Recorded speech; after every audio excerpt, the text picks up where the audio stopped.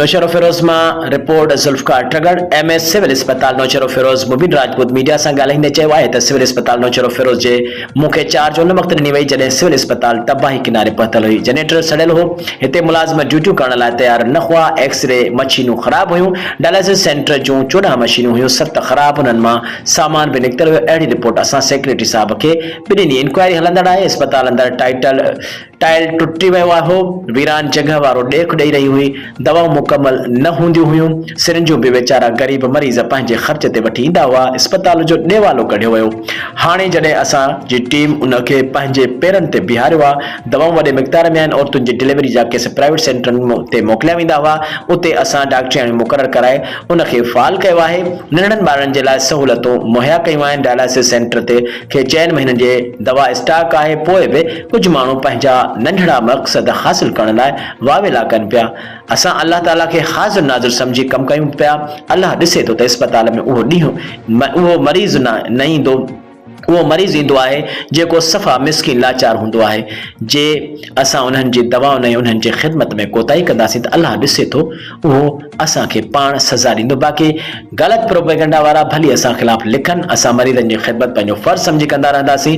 असां उन्हनि मरीज़नि जी ख़िदमत वसीले पघार मिले थी उहा असां लाइ गंज आहे। भली विज़िट करे मरीज़नि खां पुछो, असांजी टीम वार्डन में वञी मरीज़नि खां पुछो, जंहिं चयो त हिन MS खां पोइ असांखे सुधारो नज़र अचे पियो। औरतुनि बि शिकायत न कई। वधीक तव्हां उन्हनि मरीज़नि औरतुनि मर्दनि जे ज़बानी ॿुधी सघो। Report Javed Malik, social media centre Sindh. Tando Ghulam Ali शहर जे आसपास पूरे शहर टंडो गुलाम अली जे हद यूसी बुढ़ो कमराणी सिम सोराडे दादा मोरी खोड़ी ऐं उन जे आसपास ॻोठनि में हर क़िस्म जी मुनशियात सरेआम विकिरो थी रहियो आहे। मुनशियात में सफ़ीना, मैनपुड़ी, गुटको, शराब, चर्स, अफ़ीम सरेआम हली रहियो आहे। केरु पुछण वारो न आहे, जंहिंजे करे केतिरा ई माण्हू फोत थी चुका आहिनि। मगर टंडो गुलाम अली शहर जे नाइल इंतज़ामिया बुढ़ो कमराणी इंचार्ज मुकमल तौर ते नाकाम थी चुको आहे। नशो वापरण सबबि केतिरा ई नौजवान स्कूलनि जा शागिर्द मुनशियात नशो वापरण लॻा आहिनि। मगर बुढ़ो कमराणी सिम सोराडीअ इंचार्ज पुलिस मुनशियात फरोशनि ख़िलाफ़ कार्रवाई न करे सघिया आहिनि ऐं सिम सोराडी शहर जो मुनशियात जो हिकु वॾो ॻढ़ बणियल आहे।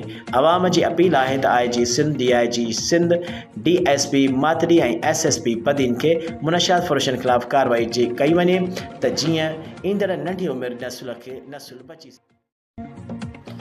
नौशरो फिरोज का रिपोर्ट कर रहा है ज़ुल्फ़कार ट्रगड़। ब्रेकिंग न्यूज़ पंहिंजे नाज़रीन खे नालूं त नौशरो फिरोज GS सिंध क़ौमी माज़ अॻवान चाचो Sarfaraz Memon, doctor Niaz Kalani, Imtiaz Khoso, Ayad Rajpar, Farid Lashari, Asad Umrani national press club पहुची प्रेस कॉन्फ्रेंस कंदे डॉक्टर नियाज़ कालानी नौशरो फिरोज जे अवाम खे अपील कई त सिंधु दरिया मां गैर कानूनी 7 केनाल कढण ख़िलाफ़ असां 22 तारीख़ ते नौशरो फिरोज नेशनल हाई मोरो तरफ़ बाईपास ते धाणो हणंदासीं। उन सिले जे बाशोर ऐं पंहिंजे ॿारनि बचनि ॿुढनि समेत 12 बजे नेशनल प्रेस क्लब अॻियां सभु गॾु थियनि। रैलीअ जी सूरत में गॾिजी रैलीअ जी सूरत में धाणो हणंदासीं। जेकॾहिं जियापो चाहियो था त पोइ सभु अची गॾिजी केनाल बंदि करायो, न त पोइ इहो ॾींहुं घर में को बि माण्हू न वेही कामयाबु धाणो हणी ऐं क़ौमी ॿधी जो सबूत ॾींदा।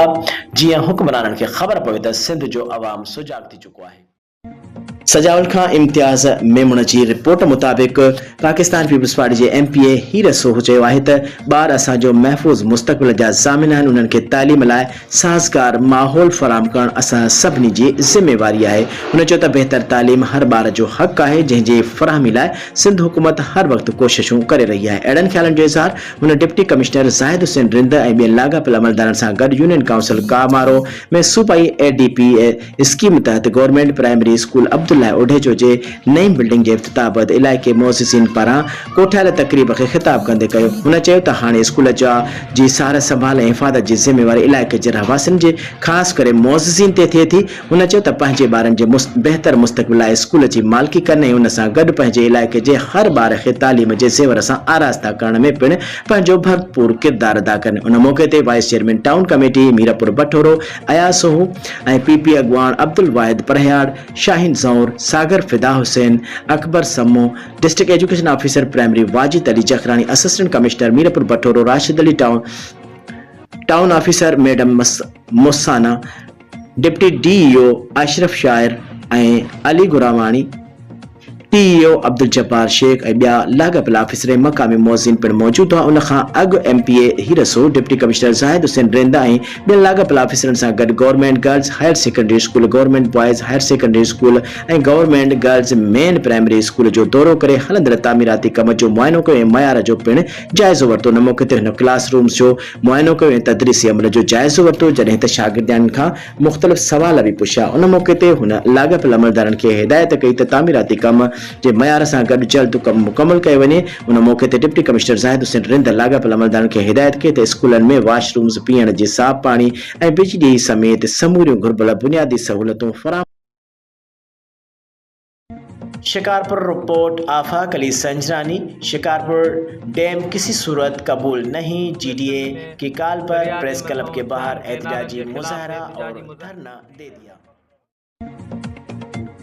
तालका मादली से रिपोर्ट कर रहे हैं जावेद मलिक। शहीद फाजिल राव के साथी सियासी व समाजी शख्सियत के मालिक शाह अब्दुल लतीफ भिटाई के परिस्तार मिट्ठू मेहरी की दूसरी बरसी के मौके पर मोहम्मद असलम राव मिट्ठू मेहरी के साथ जिंदगी के गुजरे अयाम पर रोशनी डालते हुए खिराज तहसीन पेश कर रहे हैं।